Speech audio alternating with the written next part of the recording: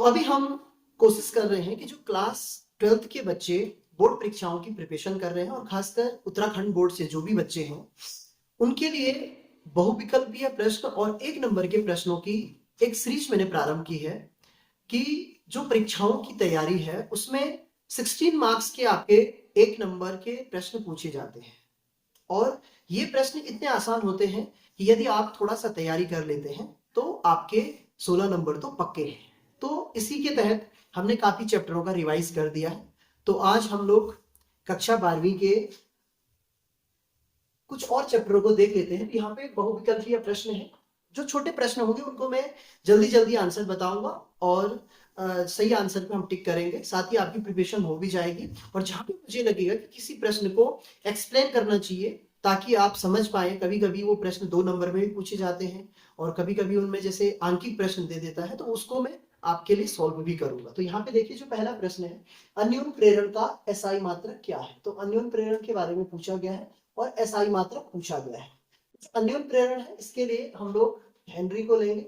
तो यहाँ पे ये बिल्कुल सही है। अन्योन प्रेरण में हेनरी जो वैज्ञानिक थे उनके नाम पे इस यूनिट का नाम दिया गया है। तो यहाँ पे हम प्रश्नों को केयरफुली भी पढ़ना है, जल्दी जल्दी पढ़ेंगे ताकि वीडियो छोटी हो और मैक्सिमम क्वेश्चन हम यहाँ पे अटेम्प्ट कर सकें। मेरा यहाँ पे ये मानना है कि 2 या 3 चैप्टर के प्रश्न एक वीडियो में आपको बताए जाए। तो ट्रांसफॉर्मर कार्य करता है केवल डीसी पर, केवल एसी पर, एसी और डीसी दोनों पर, इनमें से कोई नहीं। ट्रांसफॉर्मर होता है अन्योन प्रेरण के सिद्धांत पे कार्य करता है और अन्योन प्रेरण का जो सिद्धांत है वो केवल ट्रांसफॉर्मर में चलेगा, यानी कि वहां पे प्रत्यावर्ती धारा होनी चाहिए और प्रत्यावर्ती धारा हमारी एसी होती है। तो ये आंसर बिल्कुल करेक्ट है।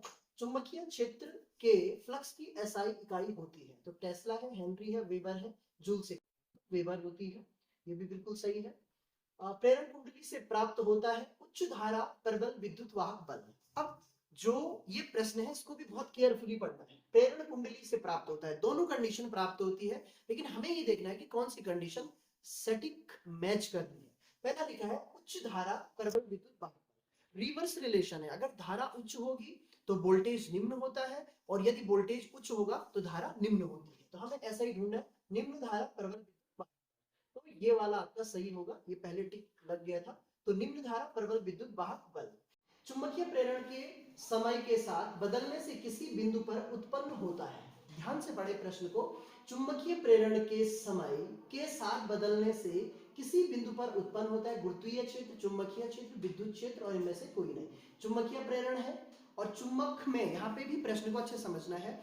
जब विद्युत धारा का परिवर्तित रूप होता है तो चुंबकीय गुण उत्पन्न होते हैं और जब चुंबक का परिवर्तित रूप होता है तब विद्युत धारा उत्पन्न होती है। तो यहाँ पे चुंबकीय प्रेरण के समय तो हम इसको कहेंगे विद्युत क्षेत्र। तो ये बिल्कुल सही है। यहाँ पे आपसे प्रश्न में गलती हो सकती है। मैं फिर से कह रहा हूं कि चुंबकीय क्षेत्र का परिवर्ती मान हमें क्या देता है, विद्युत धारा देता है और विद्युत धारा का परिवर्ती मान हमें चुंबकीय मान देता है। तो यहाँ पे ये प्रश्न का सही आंसर हो जाएगा। तो यहाँ पे जो नेक्स्ट प्रश्न है वो पूछा गया है, जब किसी कुंडली के निकट किसी चुंबक का दक्षिणी ध्रुव दूर ले जाया जाता है तब उसमें उत्पन्न प्रेरित विद्युत धारा की दिशा होगी।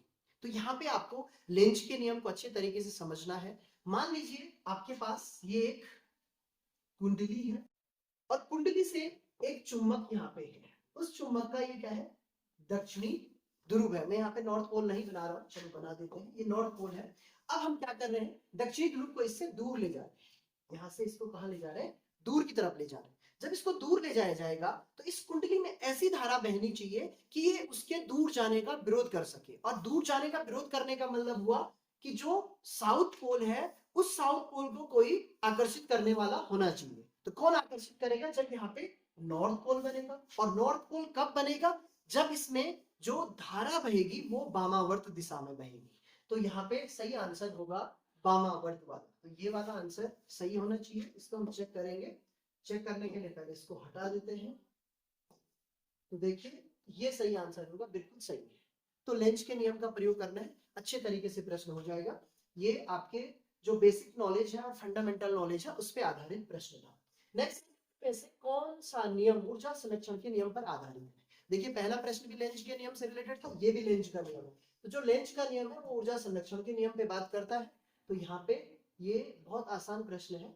इजिली आप कर सकते हैं। एक चुंबक एक बंद चालक के निकट स्थित है, चालक में धारा उत्पन्न की जा सकती है यदि, अच्छे से प्रश्न को समझिए, एक चुंबक एक बंद चालक के निकट स्थित है, चालक में धारा उत्पन्न की जा सकती है यदि केवल चुंबक गतिशील हो, केवल चालक गतिशील हो, चुंबक और चालक दोनों गतिशील हो, चालक और चुंबक के बीच आपेक्षिक गति हो।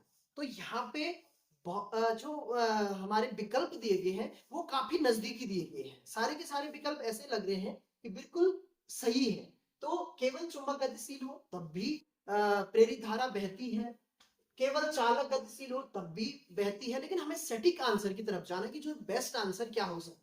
फिर लिखा है चुंबक और चालक दोनों गतिशील हो, बिल्कुल इसमें भी होती है, लेकिन एक और ऑप्शन है चालक और चुंबक के बीच आपेक्षिक गति। तो आपेक्षिक का अर्थ यह है कि वो एक दूसरे के सापेक्ष गतिशील होने चाहिए, हमें इससे फर्क नहीं पड़ता है कि चालक गतिशील है या चुंबक गतिशील है। तो सबसे बढ़िया जो आंसर होगा वो ये वाला होगा, आपेक्षिक वाला। तो यहाँ पे काफी आंसर जो आंसर दिए गए थे मिलते जुलते थे, लेकिन सबसे सटीक आंसर यही है। किसी बंद परिपथ का प्रतिरोध 10 ओम है, इस परिपथ से टी समय, और समय किसमें दिया, सेकंड में दिया है। ये आपको ध्यान रखना चाहिए कि बोर्ड पेपर में जो प्रश्न पूछे जाते हैं उनमें थोड़ा सा यहाँ पर बच्चे का आईक्यू टेस्ट किया जाता है कि भाई उसको ये चीजें ध्यान है या नहीं है, मात्रकों की पद्धतियों का भी नॉलेज है या नहीं है। तो ये मिनट में हो सकता है या आवर में हो सकता है, यहाँ पे सेकंड में दिया है, बहुत बढ़िया है। चुंबकीय फ्लक्स वेबर में दिया है, और यहाँ पे एक समीकरण दी गई, समीकरण को मैं लिखूंगा अच्छे तरीके से, तो इसको थोड़ा सा सॉल्व कर लेते हैं। सॉल्व करने के लिए देखिए यहाँ पे फाई की वैल्यू दी गई है, फाई इज इक्वल्स टू दिया गया है 6t स्क्वायर माइनस 5t और प्लस 1। ये क्या दी गई है, इक्वेशन दी गई, और इस इक्वेशन को हमें सॉल्व करना है, हमें बताना है t इक्वल्स टू 0.25 सेकेंड में परिपथ में प्रवाहित धारा एम्पियर में उसका मान बताना है। तो सबसे पहले फ्लक्स दिया है, हमें कड़ियां जोड़नी है कि यार फ्लक्स दिया है और फ्लक्स से हमें क्या चाहिए, धारा का मान चाहिए। तो हम फ्लक्स से धारा का मान डायरेक्ट नहीं निकाल सकते, पहले हमें यहाँ पे फैराडे का लॉ लगाना पड़ेगा, जिसके अनुसार होता है E is equals to minus d phi upon d t. इसका हम प्रयोग करने वाले हैं, यानी कि हमें इसका क्या करना पड़ेगा, अवकलन। तो जल्दी जल्दी अवकलन कर लेते हैं, d phi upon d t, t के रिस्पेक्ट में करेंगे, ये हो जाएगा 12t और माइनस 5 आ जाएगा, ये 0 हो जाएगा।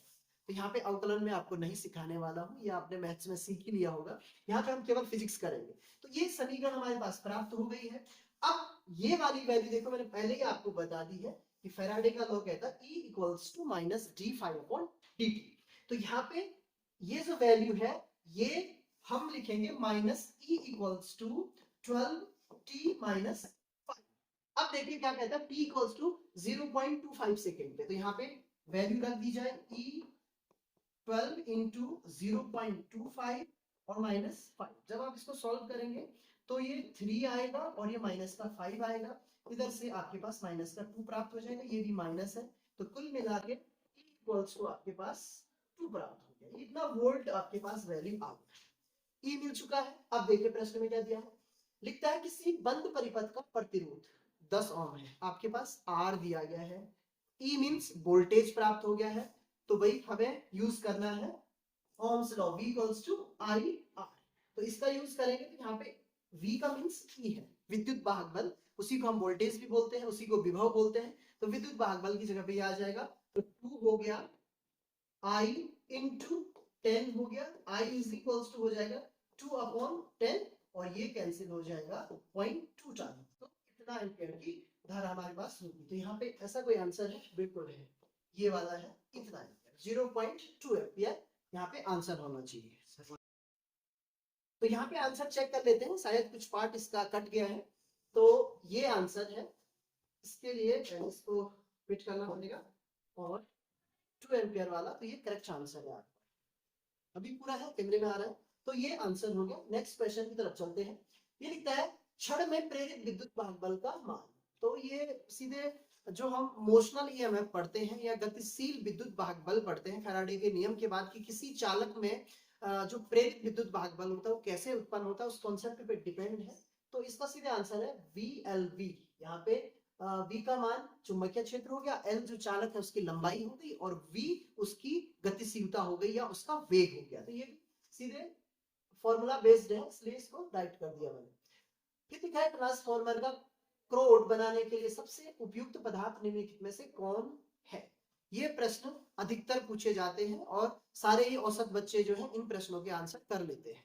तो यहाँ पे इसका आंसर होगा मुलायम, वैसे लोहा होना चाहिए था, इस्पात दिया है तो हम इसी को कर लेते हैं, और ये बिल्कुल सही है। हाँ बेटा, आपको परेशानी कुछ सही है ना?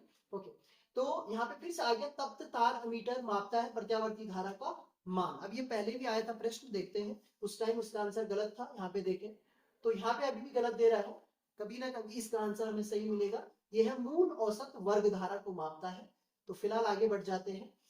यहाँ पे फिर से कॉन्सेप्ट बेस है, ट्रांसफॉर्मर से रिलेटेड क्वेश्चन है। लिखता है किसी ऊंचाई स्टेप अप ट्रांसफॉर्मर किसे कहते हैं? ऐसा ट्रांसफॉर्मर जो निम्न विभव उच्च धारा को उच्च विभव निम्न धारा में, मैंने पहले भी कहा है कि रिलेशन कैसा है, विभव का मान निम्न है तो धारा का मान उच्च है, और यदि धारा का मान उच्च है तो विभव निम्न है। तो ये स्टेप अप है, यानी कि ये क्या करता है, आप विभव पे ध्यान दीजिए, विभव को बढ़ाएगा।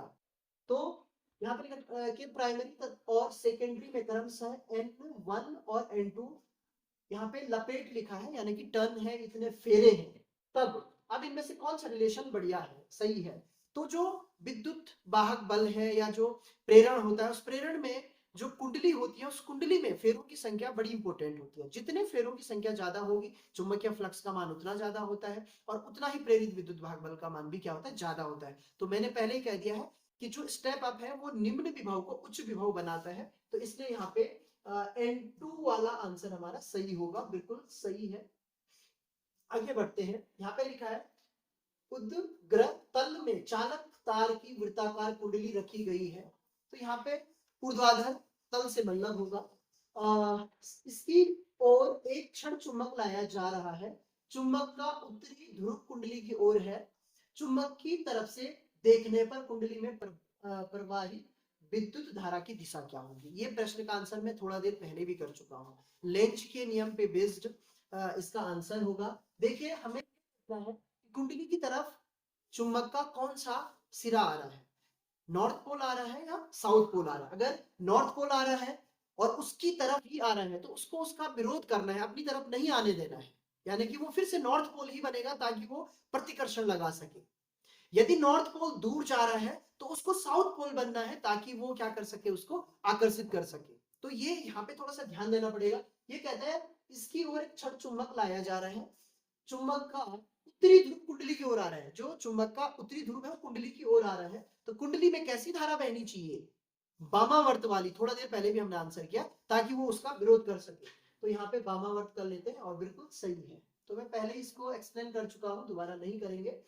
एक सीधा चालक छड़ पूर्व पश्चिम की ओर क्षैतिज स्थिर रखा गया है, इसे गिरने के लिए छोड़ दिया जाता है, इसके सिरों के बीच विभवांतर क्या होगा? बहुत ही बढ़िया प्रश्न है, और ये प्रश्न तो मुझे लगता है कभी हायर लेवल पे कोई एग्जाम होंगे तो उनमें भी पूछा जा सकता है। तो इसको थोड़ा सा एक्सप्लेन कर लेते हैं। यहाँ पे देखिए, एक क्षैतिज, ये कोई चालक है और ये गिरने वाला है यहाँ से नीचे की तरफ। तो जब नीचे की तरफ गिरेगा तो आपको पता है कोई भी चीज स्वतंत्र रूप से अगर हम उसे छोड़ दें तो वो मुक्त रूप से गिरता है पृथ्वी के गुरुत्वीय बल के कारण, ये नीचे आएगी। नीचे आने में होता क्या है कि जो पृथ्वी है उस पृथ्वी में यहाँ नॉर्थ से साउथ, यानी कि नॉर्थ पोल है और ये क्या है, साउथ पोल है, इसमें एक चुंबक की तरह व्यवहार करता है, यानी कि ये चुंबकीय गुण को प्रदर्शित करता है। यहाँ पर उसका क्या हो जाएगा, साउथ पोल हो जाएगा, और यहाँ क्या हो जाएगा, नॉर्थ पोल हो जाएगा। राइट? तो हमें यहाँ पे ज्यादा डीप में नहीं बता रहा हूं क्योंकि एक नंबर का प्रश्न है। तो यहाँ पे जो पृथ्वी के अंदर चुंबकीय क्षेत्र है उसके दो घटक होते हैं, एक होता है ऊर्ध्वाधर घटक और एक होता है क्षैतिज घटक। तो यहाँ पे जो क्षैतिज घटक है वो क्षैतिज घटक कहीं ना कहीं जो है इस पे अप्लाई होगा। अब देखिए, जो छड़ है वो चालक है, चालक चुंबकीय क्षेत्र में गति कर रहा है, और जब चालक चुंबकीय क्षेत्र में गति करता है तो उसमें एक प्रेरित विद्युत वाहक बल उत्पन्न होता है। तो यहाँ पे आंसर देख लेते हैं। ये लिखता है शून्य रहेगा, बढ़ता जाएगा, घटता जाएगा, की दिशा बदलती रहेगी। तो विभवांतर की बात की गई है, तो विभवांतर बढ़ता ही जाएगा। अब बढ़ेगा ही क्यों? क्योंकि लगातार जो चालक है उसकी स्पीड जब वो पृथ्वी के तल की ओर आएगा तो बढ़ती ही रहेगी। तो देखते हैं इसका आंसर सही क्या है, इसको फिट करते हैं तो हमारे हिसाब से बढ़ता जाएगा, बिल्कुल सही है, ये बढ़ना चाहिए। तो बहुत बढ़िया प्रश्न था, मैंने इसको एक्सप्लेन भी कर दिया है। नेक्स्ट आ गया है प्रश्न आपके पास, लेंज का नियम किस भौतिक राशि के संरक्षण पर आधारित है। दोबारा ये प्रश्न आया है, पूछा भी जाता है, तो इस पर आप विशेष ध्यान दें, ऊर्जा संरक्षण पर, तो ये करेक्ट है। नेक्स्ट प्रश्न है, एक कुंडली के लिए स्वप्रेरकत्व 2 मिली हेनरी है। हमारे पास एल की वैल्यू दी गई है 2 मिली हेनरी, उसमें विद्युत धारा प्रवाह की दर, अब यहाँ पे ये 103 नहीं होगा, पावर 3 एम्पियर प्रति सेकंड है। इसमें प्रेरित विद्युत भाग बल उत्पन्न कितना होगा वो हमें फाइंड करना है। तो इस प्रश्न को जल्दी जल्दी देख लेते हैं। सबसे पहले देखिए, हमें दिया है एल, एल इक्वल्स टू दिया है 3 मिली और हेनरी दिया है, तो आप इसको चेंज कीजिए, मिली को 3 into 10 to the power -3 Henry कर दीजिए।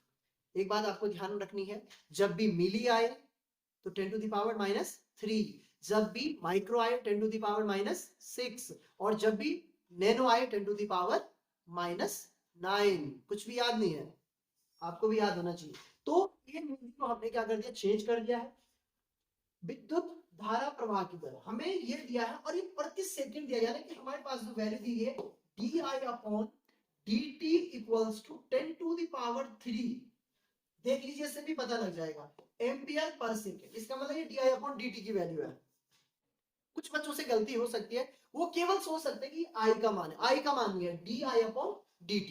अब रिलेशन क्या है, रिलेशन ये है कि हमारे पास जो E की वैल्यू होती है is directly proportional to di/dt। जब हम स्वप्रेरण के बारे में पढ़ते हैं तो प्रेरित विद्युत भाग बल का मान जो धारा प्रवाह हो रहा है उसके दर के अनुक्रमानुपाती होता है, और तब हम यहाँ पे यूज करते हैं एक गुणांक जिसको हम स्वप्रेरक तत्व कहते हैं dt। तो ये L की वैल्यू यहाँ पे दी गई है, di/dt की वैल्यू दी गई है, और E हमें चाहिए, E ही प्रेरित विद्युत भाग बल है। तो बहुत इजी हो गया ये प्रश्न। 3 into 10 to the power -3 into di/dh की वैल्यू कितनी दी गई है, 10 to the power 3। तो ये और ये दोनों कैंसिल हो गए, 3 हमारे पास आंसर होगा। तो यहाँ पे कितना हो जाएगा, ये हो जाएगा, यहाँ पे देखिए 3 नहीं दिया था, 2 दिया था, तो थोड़ा सा ये कोई बहुत बड़ा पार्ट नहीं है। यहाँ पे 2 है तो 2, 3 है तो 3, 4 है तो 4, मतलब न्यूमेरिकल वैल्यू अलग अलग हो सकती थी, तो मैंने यहाँ पे 3 लिख दिया था। यहाँ पे मैं देख रहा हूँ 2 मिली हेनरी दिया गया है, तो 2 दिया है तो हमारा आंसर भी 2 वोल्ट होगा। तो चेक कर लेते हैं इस प्रश्न का आंसर। देखें 2 वोल्ट, अगर 3 होता तो आपका था 3 वोल्ट आता, तो यहाँ पे 2 वोल्ट दिया था तो 2 ही होगा। तो ये चैप्टर था विद्युत चुम्बकीय प्रेरण, इससे संबंधित जितने भी बहुविकल्पीय प्रश्न हो सकते थे वो मैंने आपको बताए। इसमें कुछ बहुत महत्वपूर्ण थे, वो सारे के सारे एक्सप्लेन कर दिए हैं, कुछ आंकिक प्रश्न थे वो भी एक्सप्लेन कर दिए। नेक्स्ट चैप्टर देखते हैं प्रत्यावर्ती धारा वाला, उसमें किस तरीके के प्रश्न होंगे। तो नेक्स्ट चैप्टर है प्रत्यावर्ती धारा, इसके भी हम जल्दी जल्दी बहुविकल्पीय प्रश्न देख लेंगे, और अगर हमें लगेगा कि किसी प्रश्न को सॉल्व करना चाहिए तो वो मैं सॉल्व करूंगा, अदरवाइज सीधे यहाँ पे हम आंसर देख लेंगे। प्रत्यावर्ती धारा का उष्मीय प्रभाव प्रमुखता है, तो यहाँ पे जूल उष्मन है, जूल से रिलेटेड ही है, तो ये इसका आंसर रहेगा, करेक्ट आंसर है। प्रतिघात का मात्रक, ये बहुत ही इंपॉर्टेंट प्रश्न है। प्रतिघात, प्रतिबाधा और प्रतिरोध, ये तीनों चीजें एक ही है। तो प्रतिरोध का मात्रक आप सभी को याद है, ओम होता है, तो इसका मात्रक जो प्रतिघात आएगा और प्रतिबाधा आएगा उसका मात्रक भी ओम ही होगा। तो ये घुमाने के लिए दिया जाता है प्रश्न, कई बार बच्चे गलती कर जाते हैं। तो करेक्ट आंसर है, किसी LCR परिपथ में ऊर्जा का क्षय होता है। अब LCR परिपथ है, LCR परिपथ में जो ऊर्जा का क्षय होगा वो किस में होगा, यहाँ पे नाम दिए, प्रेरक में, प्रतिरोधक में, धारित्र में, और इनमें से किसी में भी। तो जो LCR परिपथ होता है उसमें ऊर्जा का क्षय हमेशा प्रतिरोध में होता है, तो प्रतिरोधक इसका सही आंसर होना चाहिए। यहाँ फिर देखिए इसमें गलत दिया है, ये गलत ही है, प्रतिरोधक में ही इसका क्षय होता है ऊर्जा का। नेक्स्ट है, निम्नलिखित में से किसके लिए संधारित्र अनंत प्रतिरोध की तरह कार्य करता है। इस प्रश्न को थोड़ा सा मैं आपको समझाऊंगा। बढ़िया प्रश्न है, कभी कभी एक नंबर में पूछा जाता है।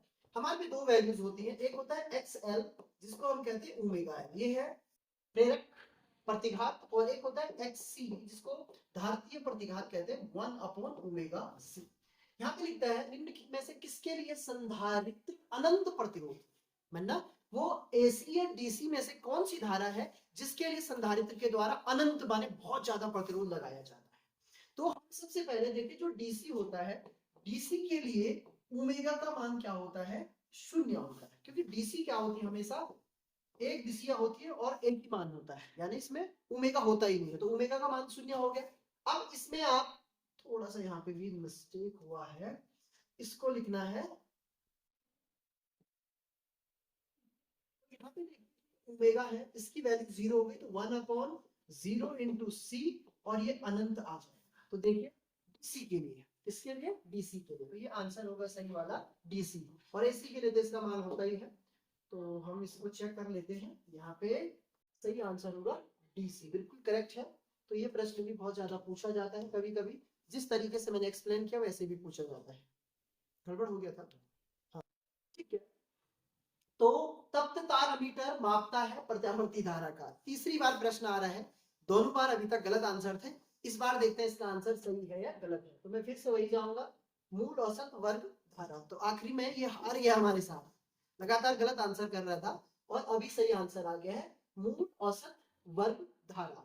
यानी कि यहाँ पे बात हो रही है, जो हम हीटिंग निकालते हैं उसके बाद एक फॉर्मूला हमारे पास आता है, IRMS root mean square value is equals to I not upon √2, या इसी को हम 0.70 I नॉट कहते हैं। बड़ा इंपॉर्टेंट प्रश्न है, इससे रिलेटेड आंकिक प्रश्न भी पूछे जाते हैं। तो ये वही है मूल औसत वर्ग धारा, ये मैंने आपको बता दिया। तो सही हो गया फाइनल आंसर। एलसी परिपथ को कहा जाता है दोलनी परिपथ, अनुगामी परिपथ, सहतुल्य परिपथ में। तो एलसी परिपथ में दोलन स्टार्ट हो जाते हैं, एक बार जब ये प्रोसेस स्टार्ट हो जाती है तो कंटिन्यू चलती रहती है, एल से सी में, सी से एल में, इसको हम दोलनी परिपथ कहेंगे। बाकी ज्यादा टाइम इसमें वेस्ट नहीं करते हैं। नेक्स्ट हमारे पास भारत आपूर्ति की जा रही प्रत्यावर्ती धारा की आवृत्ति, बहुत बढ़िया प्रश्न है। तो भारत में जो धारा या वोल्टेज हमारे घरों तक पहुंचता है उसकी आवृत्ति 50 हर्ट्ज होती है, इसको सभी लोग याद रखें। और जो अमेरिका में होता है उसमें 60 हर्ट्ज के करीब वैल्यू होती है। नेक्स्ट है चौक कुंडली का कार्य सिद्धांत निम्न पर आधारित। तो चौक कुंडली इस बार हमारे सिलेबस में नहीं है, लेकिन फिर भी देख लें। तो इसका जो है वो किस सिद्धांत पे करेगा, तो ये स्वप्रेरण पे हो सकता है, अन्योन्य पे, तो हम स्वप्रेरण कर लेते हैं, बहुत सही आंसर है। नेक्स्ट है प्रतिबाधा इंपीडेंस का एसआई मात्रक। देखिए मैंने कहा था ये प्रश्न बहुत ज्यादा पूछे जाते हैं, प्रतिरोध, प्रतिघात और प्रतिबाधा तीनों के मात्रक एक ही होते हैं। तो जल्दी से हम ओम में टिक करेंगे और हमारा आंसर क्या है, बिल्कुल सही है। नेक्स्ट है प्रत्यावर्ती धारा परिपथ के एलसीआर श्रेणी संयोजन में वोल्टेज प्रत्येक एलसीआर घटक में 50 वोल्ट है, वोल्टेज एलसी संयोजन के बीच होगा।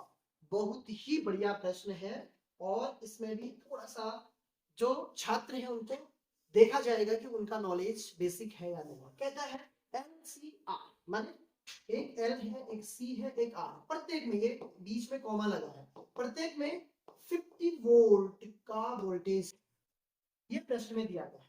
और ये कहता है कि उनकी संयोजन में, एलसी संयोजन में, एल और सी संयोजन की बात हो रही है, लेकिन परिपथ कौन सा, एलसीआर। तो जब हम एलसीआर परिपथ के लिए फेजर डायग्राम बनाते हैं तो उस टाइम पे कैसा डायग्राम आता है, इस तरीके का आता है। यहाँ हम वी आर लेते हैं, यहाँ हम ऊपर की तरफ वी एल लेते हैं, और यहाँ नीचे की तरफ क्या लेते हैं, वी सी लेते हैं।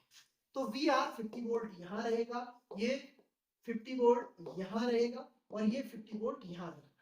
अब ये जो फेजर डायग्राम होते हैं ये अपने आप में सदिश रूप है, कला संबंध ये बताते हैं। तो इसका मतलब ये हुआ 50 वोल्ट ऊपर की तरफ, 50 वोल्ट नीचे की तरफ, तो ये एक दूसरे को क्या कर देंगे, कैंसिल कर देंगे। तो यहाँ पे ऑप्शन देखते हैं 50 वोल्ट, 55 वोल्ट, 100 वोल्ट और 0 वोल्ट। तो आंसर होना चाहिए 0 वोल्ट। तो चेक कर लेते हैं सही है या नहीं है। तो यहाँ पे हमारा आंसर होगा 0 वोल्ट और बिल्कुल सही है। तो बढ़िया प्रश्न था। आगे प्रश्न है एसी का समीकरण I equals to 50 sign 100t है, तो धारा की आवृत्ति होगी। बहुत बढ़िया प्रश्न है। इसका कभी कभी 2 नंबर में ये प्रश्न पूछ लिया जाता है, थोड़ा सा मान ज्यादा दे देते हैं, एक दो और चीजें निकालने के लिए दे देते हैं, और कभी कभी इसी को 1 नंबर में पूछने का अंकित में और बहुविकल्पीय में तो पूछा गया है। ऐसी समीकरण दिया गया है।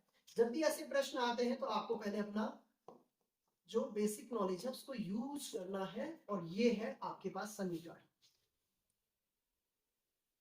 I equals to I not sine omega t, जो आप जानते हैं। यहाँ पे क्या दिया है आपके पास, I equals to 50 sine 100 t दिया है। तो ऐसे क्वेश्चन में आपको सीधे कंपेयर करना है। I नॉट इक्वल्स टू 50 हो जाएगा, और ये omega t equals to 100 t हो जाएगा। सही है बेटा, टी से क्या हो गया, कैंसिल। अब ये ओमेगा मिल गया, राइट। ये जो ओमेगा मिला, ये मिला है हमें कोणीय वेग कह सकते हैं इसको। सही है। हमें क्या ज्ञात करना है, आवृत्ति ज्ञात करनी है। क्या करनी है, आवृत्ति। एक रिलेशन होता है omega is equals to 2 pi f, या कई बार इसको एन भी लिख दिया जाता है। क्या लिखा जाता है, एन। तो यहाँ पे क्या हो जाएगा, ओमेगा की वैल्यू 100 है, 2 पाई है एफ है, तो 2 से ये 50 टाइम हो जाएगा, एफ इक्वल्स टू हो जाएगा 50 अपॉन पाई। सही है। तो ये ऐसा आंसर है हमारे पास यहाँ पे 50 अपॉन पाई हर्ट्ज, ये वाला है ना। तो ये होना चाहिए इसका सही आंसर। देखें, इसको फिट करते हैं और हम इस आंसर को देखते हैं। बिल्कुल करेक्ट है, सही है। सुमित आपको समझ में आ गया तो सही है, दीपक को ठीक लग रहा है तो इंटरेस्ट लेगा। नेक्स्ट क्वेश्चन है, यदि एलसीआर परिपथ में L equals to 8.0 henry, henry वाला क्वेश्चन हमने थोड़ी देर पहले भी किया था। फिर C की वैल्यू दी गई है और R की वैल्यू दी गई, श्रेणी क्रम में हो तो अनुनादी आवृत्ति होगी। हमें अनुनादी आवृत्ति बतानी है। फिर से न्यूमेरिकल क्वेश्चन है, इसको हम करके देखेंगे। हमारे पास क्या दिया है, L दिया हुआ है, यहीं पर टिक कर लेते हैं, C दिया हुआ है और R दिया हुआ है, जिस जिसकी जरूरत। अनुनादी आवृत्ति जो होती है ओमेगा 0 इक्वल्स टू, हम इसको कहते हैं अनुनादी आवृत्ति। अब यहाँ पे एक कोणीय होती है एंगुलर, और एक होती है अनुनादी आवृत्ति। तो फिलहाल पहले ऐसे लिखते हैं इसको, 1 अपॉन ये हो जाएगा 2 पाई, और यहाँ पे होता है एल सी। फिर इसको ओमेगा नॉट भी नहीं रखते, इसको फिर हम एफ बोल देते हैं। क्या बोल देते हैं, एफ। ओमेगा नॉट हो गई कोणीय अनुनादी आवृत्ति। क्या हो गई, कोणीय अनुनादी आवृत्ति। और ये जो एफ है इसको हम केवल कहेंगे अनुनादी आवृत्ति। 2 पाई भी इसमें साथ में। अरे सही है।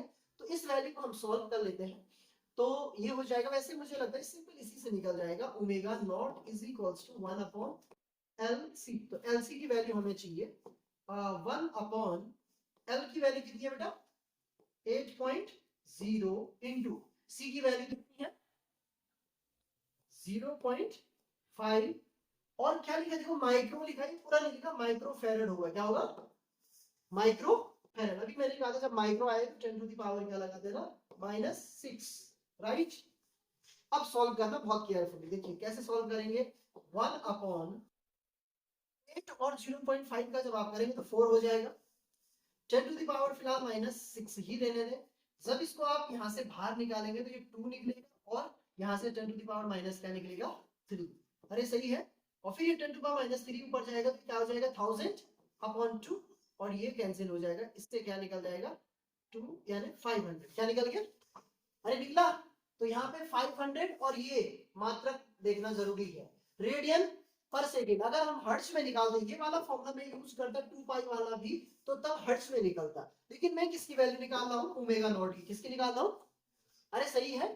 तो यहाँ पे वैल्यू निकलेगी रेडियन पर सेकेंड। क्या निकलेगी, यहाँ पे भी लोचा है प्रश्न में, समझ में आ रहा है क्या लोचा है। देखिए अगर आप एफ की वैल्यू निकालते तो वो निकलती हर्ट्ज में। क्या निकलती, हर्ट्ज में। अगर हम 2 पाई लगाएंगे तो और छोटा हो रहा है ना आंसर, ऐसा आंसर हमें दिख नहीं रहा, तो हमें ये दिख रहा है 500, 600, 500। तो हम इस आंसर को टिक करेंगे 500 रेडियन पर सेकेंड। तो इसको फिट करते हैं और चेक करते हैं, लेट्स सी, ये वाला सही आंसर। तो ये नेक्स्ट प्रश्न है, एलसीआर परिपथ में धारिकत्व को C से बदलकर 4C कर दिया जाता, समान अनुनादी आवृत्ति के लिए प्रेरण कदम कितना हो। अभी हमने किया है वही वाला, सीधा है प्रश्न। 1 अपॉन एल सी, तो एक को हमने चेंज कर दिया है, कितना चेंज किया है, अंडर रूट है, सी से 4C कर दिया है, तो ये 4C हो जाएगा। हम चाहते हैं LC ही रहे, तो हमें करना पड़ेगा L अपॉन 4। अरे सही है, ये कैंसिल हो जाएगा। फिर से कितना रहेगा आंसर, हाँ 1 अपॉन LC रहे ना, तो इसका मतलब L अपॉन क्या हो जाएगा 4 हो जाएगा। ये आंसर इसका सही है। नेक्स्ट प्रश्न है, अपचाई ट्रांसफार्मर बढ़ाता है। अब देखिए अपचाई, मैंने कहा ना दो ट्रांसफार्मर, एक है ऊंचाई ट्रांसफार्मर स्टेप अप, एक है अपचाई स्टेप डाउन। स्टेप डाउन वाला वोल्टेज को डाउन करेगा, क्या करेगा? अब ये नहीं कह रहा है, ये कह रहा है किसको बढ़ाता है। तो जब वो वोल्टेज को डाउन करेगा तो उसके रिवर्स में कौन सी चीज होगी? धारा। क्या? अरे तो धारा को बढ़ा देगा, क्या करेगा? तो यहाँ पे आंसर होगा धारा। क्या होगा? धारा। अरे सही है, तो चेक कर लेते इसको, रिपीट करते हैं। यहाँ पे क्या हो जाएगा? हाँ, तो सही है, कोई दिक्कत तो नहीं है? नहीं है। संधारित्र का शक्ति गुणांक लगभग, तो संधारित्र का शक्ति गुणांक जो है 0 हो जाएगा। कि विद्युत धारा का समीकरण I equals to 0.6 sine 100 pi t से निरूपित है। विद्युत धारा की आवृत्ति क्या होगी? फिर से वही प्रश्न आ गया भाई। ये है 100, क्या? अरे है, इसलिए इसमें पाई भी है, क्या? अरे है ना, तो यहाँ पे देखो वैल्यू इसकी फाइंड करेंगे तो सीधा चेक करो 50 आ गया। कितना आ गया? 50। पिछली बार पाई था ना अपॉन में, अरे डिट्टो प्रश्न तो है, उसमें क्या था? 50 अपॉन पाई था। यहाँ पे हमने क्या कर दिया, इसमें ऑलरेडी पाई दे रखा, क्या दे रखा? पाई। तो हमने सीधे उसको 50 में से अपॉन में पाई हटा दिया और ये इसके लिए तरंग दैर्ध्य का मान अधिकतम होता है। अब यहाँ से विद्युत चुंबकीय तरंगों के प्रश्न अब लग रहे हैं। तो किसके लिए तरंग दैर्ध्य का मान अधिक होता है आपको आइडिया होना चाहिए। अरे बताइए, रेडियो तरंगे, एक्स किरणें, पराबैंगनी और अवरक्त। तो जो रेडियो तरंगे होती है इनके लिए तरंग दैर्ध्य का मान सबसे अधिक होता है। सबसे कम होता है किसकी तरफ? इधर की तरफ अगर हम देखें तो एक्स किरण होगा, किसका? फिर पराबैंगनी, फिर अवरक्त और फिर सबसे ज्यादा किसकी है? रेडियो। प्रयोगशालाओं को बैक्टीरिया से मुक्त कराने में उपयोग की जाती है। छोटे छोटे प्रश्न जरूर पूछे जाते हैं। तो प्रयोगशालाओं में अल्ट्रावायलेट किरणें, अवरक्त किरणें, दृश्य दृश्य प्रकाश कुछ करेगा नहीं, अवरक्त गर्मी है, गर्मी भी कुछ करेगी, तो कौन सी होगी? अल्ट्रावायलेट, पराबैंगनी। कौन सी? पराबैंगनी किरणें। नेक्स्ट है विद्युत चुंबकीय तरंग का संचरण विद्युत क्षेत्र के लंबवत, चुंबकीय क्षेत्र के लंबवत, दोनों के लंबवत। तो दोनों के लंबवत होता है। जो विद्युत चुंबकीय तरंगें होती हैं वे हमेशा विद्युत क्षेत्र और चुंबकीय क्षेत्र दोनों के क्या होती है? लंबवत। ये वाला आपको केस याद रखना है, एक यहाँ होगा, एक यहाँ होगा, एक यहाँ होगा। तो मान लीजिए चुंबकीय क्षेत्र है, ये विद्युत क्षेत्र है, तो धारा कहाँ जाएगी? यहाँ जाएगी। ये हो गया वाई अक्ष, ये जेड अक्ष, और ये क्या हो गया? एक्स अक्ष। तो एक्स अक्ष में प्रोपेगेट होती है। तीनों ही एक दूसरे के क्या होते हैं? लंबवत होते हैं। क्या होते हैं? लंबवत। तो इसमें हम कहेंगे दोनों के लंबवत। बिल्कुल सही है। दूर संचार के लिए उपयुक्त किरणें हैं पराबैंगनी, अवरक्त, माइक्रो तरंगें, दृश्य प्रकाश। फिर से दृश्य प्रकाश नहीं है, पराबैंगनी नहीं है, अवरक्त नहीं है, तो कौन सी है? माइक्रो तरंग। और माइक्रो तरंगों का यूज होता है रडार में। किसमें होता है? रडार में। अरे सही है, और जगह भी होता है, रडार में होगा। क्लियर है? नेक्स्ट है विद्युत चुंबकीय तरंग कौन सा गुण प्रदर्शित नहीं करती? विद्युत चुंबकीय तरंग है, इनमें से कौन सा गुण वो प्रदर्शित नहीं करती? परावर्तन, ध्रुवण, विवर्तन, सारे करती है। अरे सही है, तो इसका मतलब ये वाला हमारा सही होगा, इनमें से कोई नहीं, क्योंकि वो सारे गुण प्रदर्शित कर दिए। वो नहीं कह रहा, क्या कह रहा? यहां भी हमसे गलती होती है, हम यहाँ समझ नहीं पाते, तो ये वाला सही होगा। फिर है विद्युत चुंबकीय तरंगों के संचरण के लिए माध्यम की आवश्यकता होती है। हाँ नहीं कभी कभी। तो विद्युत चुंबकीय तरंग भाई लाइट होगी, यानी प्रकाश है, क्या? प्रकाश को चलने के लिए माध्यम की आवश्यकता होती है नहीं होती है? नहीं होती है। वेरी गुड, आप सही बता रहे हो, ठीक है, नहीं होती है। तो ये होगा नहीं, और बिल्कुल क्या हो गया? सही। प्रकाश जो है निर्वात में भी चलता है, माध्यम में तो चले गई भाई। जो निर्वात में चल पा रहे हैं उसको तो माध्यम में चलना ही है ना, आप समझ रहे हो भाई? कोई ऐसी चीज है जो निर्वात में भी चल सकती है, जब माध्यम मिलेगा तब तो और बेहतर चलेगी। तो ये हो गया। नेक्स्ट है प्रकाश विद्युत चुंबकीय तरंगों के रूप में संचरित होता है, यह मत दिया। Maxwell, coulomb, ampere, Newton. Newton ने भी नहीं दिया, तो आकर्षण का नियम दिया, एम्पियर ने एम्पियर नियम दिया, कूलाम, हालांकि एम्पियर थोड़ा बहुत मिक्सिंग है इनके साथ। कूलाम ने कूलाम का नियम दिया, जिसमें हम आवेशों के बीच बल की बात करते हैं। तो इसका आंसर रहेगा मैक्सवेल। क्या रहेगा? मैक्सवेल। तो मैक्सवेल और एम्पियर का विस्थापन धारा का वाला कॉन्सेप्ट आपको दिमाग में रखना है।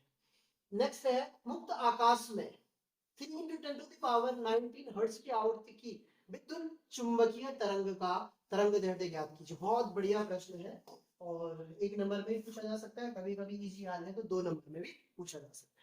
देखिए मुक्त आकाश में 3 × 10⁻, यहाँ पे 19 है, ये आवृत्ति दी गई है, यानी कि n का मान दिया है 3 × 10⁻19 और हर्ट्ज दिया है। ठीक है बेटा? अरे सही है। अब हमें इसकी तरंग दैर्ध्य निकालनी, क्या निकालनी, इसके आगे कुछ नहीं है, एक रिलेशन होता है C equals to N lambda. C है प्रकाश की चाल, n हो गई आवृत्ति और लैम्डा क्या होगी, तरंग दैर्ध्य। और जो प्रकाश की चाल है ना, ये हमें हमेशा याद होनी चाहिए, 3 × 10⁸ मीटर पर सेकेंड। सही है, हो जाएगा, ये गिवन है, ये गिवन है, ये निकालना है, बहुत इजी है। तो lambda is equals to C upon N।